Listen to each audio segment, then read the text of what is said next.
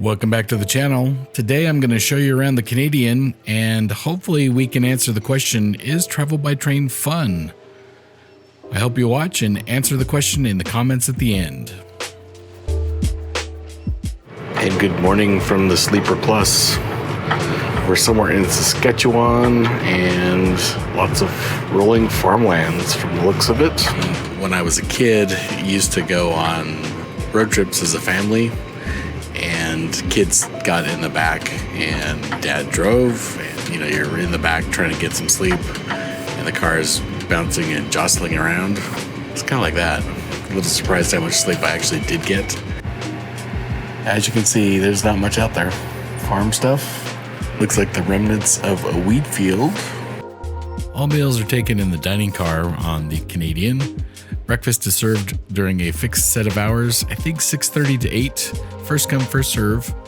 Lunch and dinner are served in 2 seatings. You'll get a ticket for the seating of your choice when you board the Canadian or at your first breakfast. As I've mentioned previously, this is my first time on an overnight train, and one thing that did surprise me is how narrow the actual corridors are. You'll likely have to find a corner if you ever have to pass someone. Meals for passengers in Sleeper Plus or higher classes are taken in the beautifully restored, at least I assume it's restored, dining car. You should expect a different set of single-serving friends at each meal seating. Here's my first full-day breakfast menu. Let's take a deeper look. On this particular day, the breakfast menu included the Transcontinental, Chef's Omelette, Cranberry Orange Pancakes, that sounds really good, the Vegan Scramble, or the Continental. I was told that all the items on the menu could be made in a gluten-free fashion. There's also a standard gluten-free option on each seating. In addition, the rocking of the car can make drinking your hot coffee or beverage a little challenging from time to time. This was kind of the table joke of the morning. But we successfully managed to drink our hot beverages without spilling all over ourselves. When you're not in your cabin, you're likely to be in one of the Skyline cars. There's a seating area in the forward and aft. I don't know if that's the proper terminology for a train, but forward and rear parts of the Skyline car. If you're there with friends and family, or you made friends on the train, this is a great place to play games. This is also where you're going to find the reader board with some information from the crew. In this case, our next stop in Saskatoon. And if you're looking for a beverage outside of mealtimes, hot coffee, hot water for tea, and hot chocolate is also available. I was warned that if there are kids on the train, get your hot chocolate as soon as possible because they tend to drink it all up.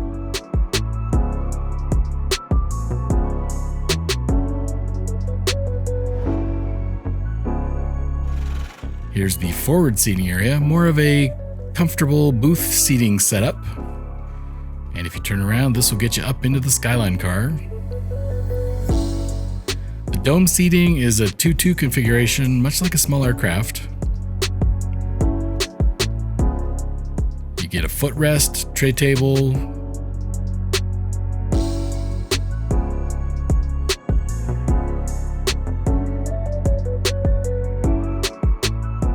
and this is where I spent most of my time enjoying the scenery of Canada. This is the emergency broadcast system. This is not a test. I went with the alert sound because this could be a big deal for a lot of people. The Canadian has no Wi-Fi. From time to time, you will get cell coverage inside some of the towns and cities, but generally you should prepare for no World Wide Web experience on your smart device. And now back to our regularly scheduled program on the Canadian. But all in all, quite a lovely place to enjoy Canada. Heading back to my room now for a little nap. And that door you see at the end of the car here, that is the public shower. Let's take a quick tour of the shower. Not a lot to look at. Small dressing area with a seat.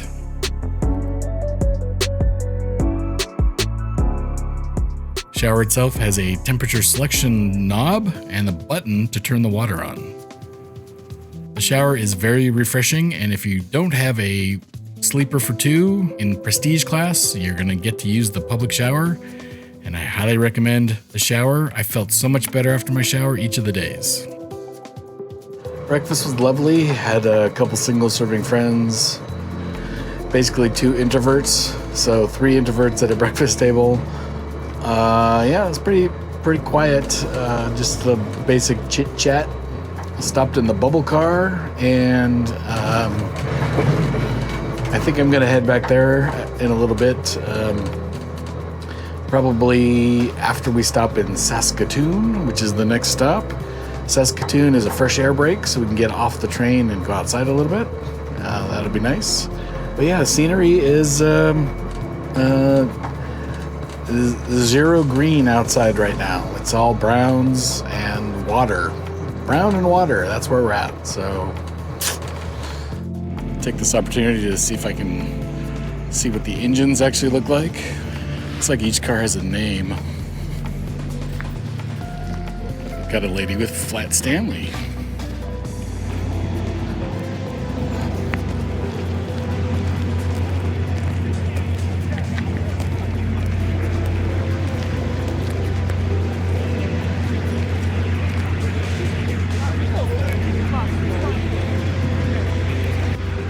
Well, that looks like the best I can do.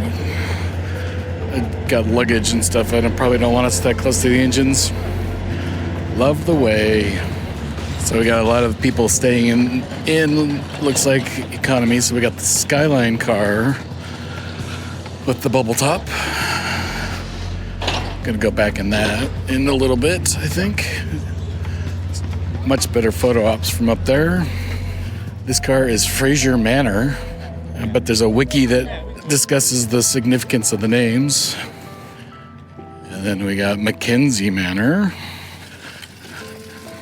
Elgin Manor, whatever that is. And I am in Butler Manor. This is my car. I'm a huge wimp. That was freaking freezing out there, Mrs. Bigglesworth. That's enough. Brr. Much nicer inside.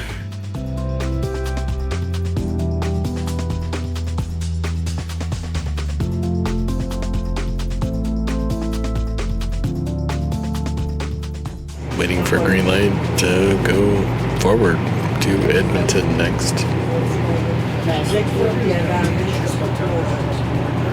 And we got a green light. Time to go.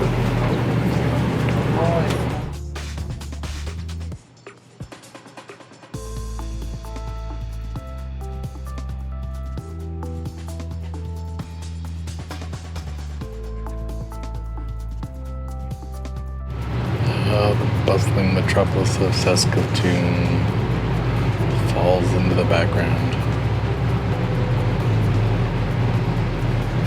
Bye-bye. Lunch was called shortly after leaving Saskatoon. Our options for first day lunch were ginger beef on rice, shrimp and scallops, a pulled turkey wrap, or a couscous salad. Of these, the only naturally gluten-free option was the shrimp and scallops. Not a fan of shrimp or seafood in general, so that was out. I took a little flyer and asked them if they could make me the turkey on a gluten-free piece of bread, and that was successful.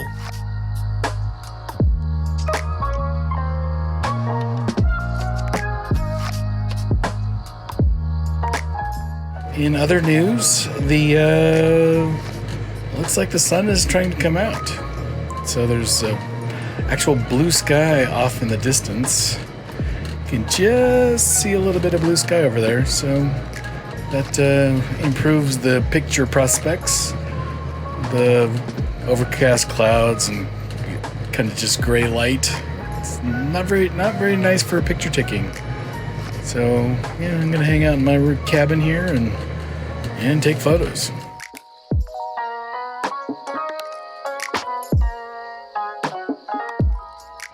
It just occurred to me that if I'm doing this in another 2 months, all these stick trees are just filled with foliage and you're not going to see anything until you get to a gap like that.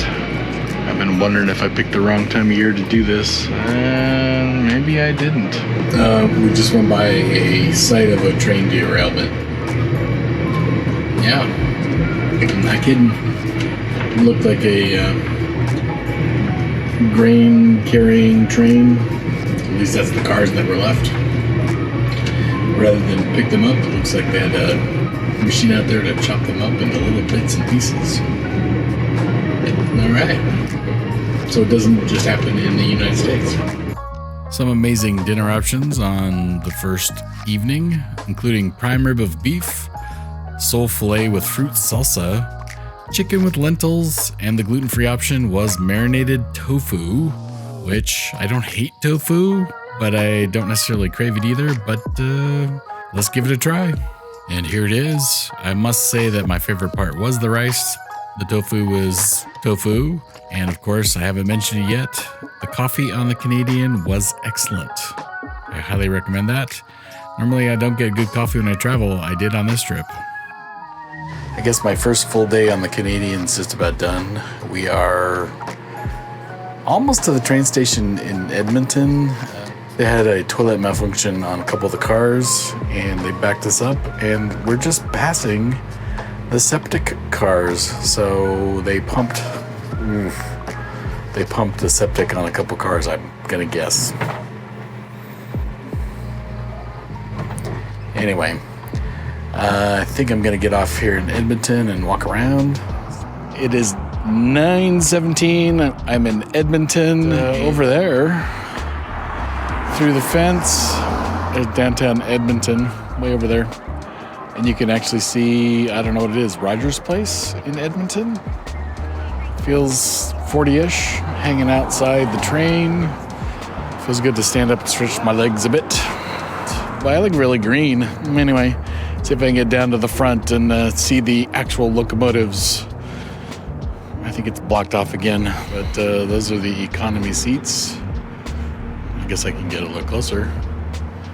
Looks like pretty basic first class-ish airplane seat with lots of recline. I don't think I'd want to do 4 days in that though. Well, we've made it to the end of episode number 2 on the Canadian, and I started the video with the question, is travel by train fun?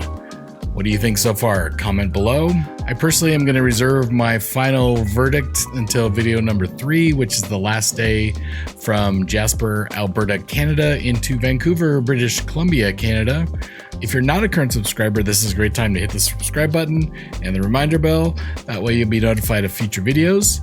It seems like likes are a priority on YouTube these days, so if you like this video, I will be eternally grateful. In addition, if you are a subscriber or you're new here and you want to join regardless, you can become a member by clicking the join button below. That takes your support beyond just viewership and commenting, which is always appreciated, to the next level and provides some additional financial support to the channel. All of those funds are used for travel and adventures and, as I like to say, my crazy adventures.